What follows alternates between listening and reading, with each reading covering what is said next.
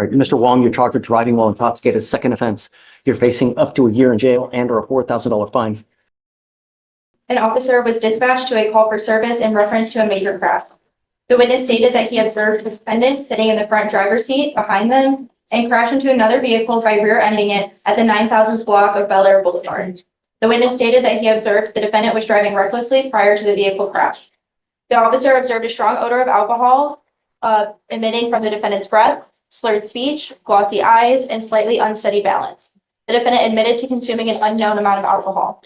SFSTs were conducted. 6 out of 6 food was served on the HGN, and the defendant was unable to perform the walk and turn test in one leg stand due to a past ankle injury.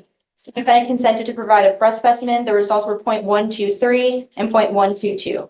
Yes, he has one prior DWI. Here, anywhere else, anything else? Yes. Okay, license? He does have a, Please. he does have a friend, John Wall. Right. That's who it needs to be marked in. His driver's license is eligible, Your Honor. Right, and I'm ordering you now as a condition of your bond not to consume alcohol, illegal drugs, unprescribed controlled medication. I'm going to randomly test you. If I find that you're using, I'm going to put you in jail. No more PR bonds. I'm now also placing another restriction on you because it's a second offense. I'm ordering you to obtain an ignition interlock, and you're not allowed to drive any vehicle that doesn't have one. If you're caught driving a vehicle that doesn't have one, you will go to jail. Do you understand? I'm sending notice to DPS in Austin so that every single officer in the state knows. You understand? Because you have a lawyer, I will waive your appearance so you don't have to waste your time coming to court, but you must stay in touch with the other Mr. Wong and he'll tell you if and when you have to come back to court.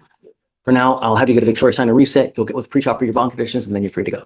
Your Honor, I just have one question. The vehicle that he is driving to and from work. Is that what you were about to say? Come on up. I'm sorry, Judge. Go ahead. Is it inoperable, I guess? It's inoperable at this time. We don't even know if it's going to be repairable. But the point I'm trying to make is that the vehicle that he drives, he shares with his mother. So I don't know if with the ignition, the system, if that's going to be something that You're not allowed to drive any vehicle that doesn't have an interlock on it. So if you're going to drive Okay. mom's vehicle, it has to have an interlock on it, and that's it. okay. That's just okay. portable. No, I don't want you driving any vehicle that doesn't have an interlock. I mean, I want to make Okay, sure that if you get in the car, there's no alcohol on board. That's it.